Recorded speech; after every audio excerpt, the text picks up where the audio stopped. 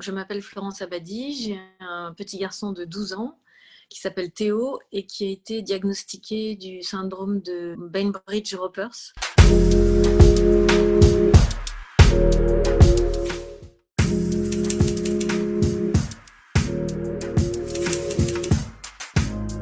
Théo a été scolarisé en école normale jusqu'à l'âge de 7 ans. À partir de l'âge de 7 ans, l'école nous a dit qu'elle ne pouvait plus du tout s'en occuper. Il perturbait trop la vie de l'école avec ses crises. Et c'est vrai qu'il y avait un décalage, il faut l'avouer.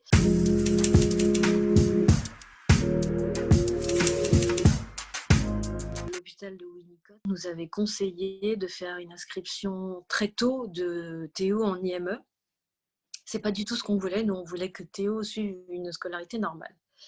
Donc, pour moi, il était impossible qu'il aille dans un IME. Je voulais vraiment qu'il aille dans une école comme les autres enfants. Mais j'ai quand même suivi les conseils de l'assistante sociale et de l'hôpital. Et donc, j'avais fait une demande à la MDPH d'inscription en IME.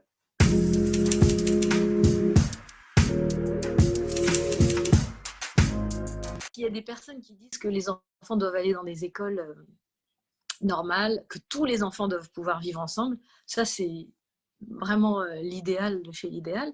Mais aujourd'hui, nos écoles ne sont pas armées pour recevoir des enfants autistes et non-verbaux et d'autres handicaps aussi d'ailleurs. Il n'y a pas que celui-là. Le mieux, c'est évidemment la mixité. Je prône ça tout le temps dans la vie quotidienne. Mélanger les enfants en situation de handicap, les personnes âgées, les personnes...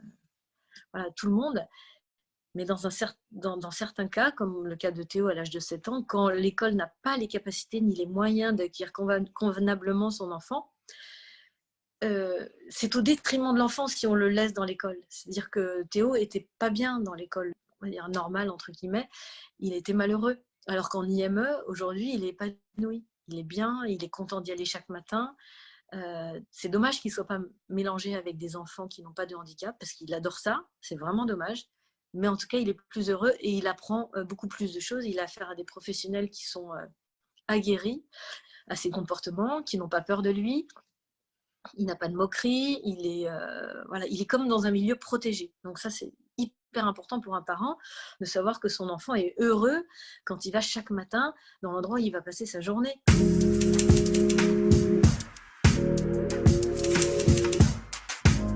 Si je peux donner un conseil aux familles, c'est même s'ils espèrent garder leur enfant dans une école, on va dire traditionnelle, qu'ils prennent la précaution de s'inscrire en parallèle dans un IME le plus tôt possible et de faire des demandes à la MDPH pour justement avoir un accueil possible. Et pareil pour les centres d'accueil de jour temporaire, ça doit faire, je pense, 3 ans que je suis sur le domaine avec Théo et que j'ai toujours pas de place en accueil de jour temporaire. Donc c'est très très long. Donc en fait, il faut anticiper tout le temps tous les besoins qu'on peut avoir avec son enfant, son adolescent. Et c'est pas toujours évident. Et c'est là que les conseils d'une assistante sociale ou d'un hôpital sont précieux quand on peut les avoir, ou de parents qui ont vécu la même chose.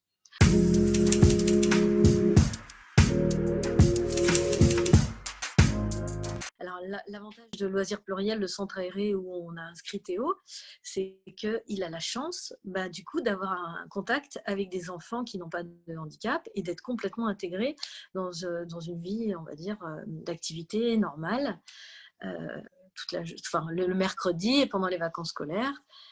Et en plus d'être accueilli par des professionnels. Donc là, Loisirs Pluriels, ça regroupe vraiment bien ce qu'on attend, nous en tant que parents, de l'accueil de nos enfants. Alors si on pouvait avoir des écoles qui soient organisées comme Loisirs Pluriels, ce serait super, mais on n'en a pas encore. Donc le temps qu'on ne les ait pas encore, il faut garder nos IME et s'organiser petit à petit pour que ça s'améliore, l'accueil s'améliore et qu'on ait des éducateurs spécialisés dans nos écoles.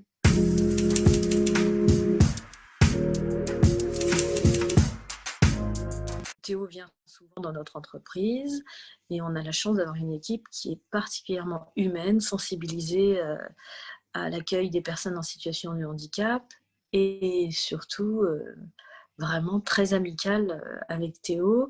Quand ça arrive qu'il fasse des crises sur notre lieu de travail, les gens sont très aidants, très compréhensifs.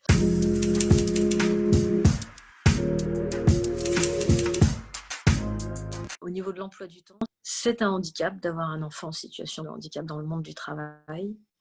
C'est vraiment un très grand handicap. Comme on est chef d'entreprise, moi je peux arranger mes horaires de manière à pouvoir m'occuper de mon fils quand je le souhaite, mais je vois beaucoup de parents qui ont du mal à organiser vis-à-vis de leurs collègues leur temps de travail ou leur temps de vacances par rapport à leurs enfants et leurs collègues en même temps. Il y a des fois un manque de compréhension.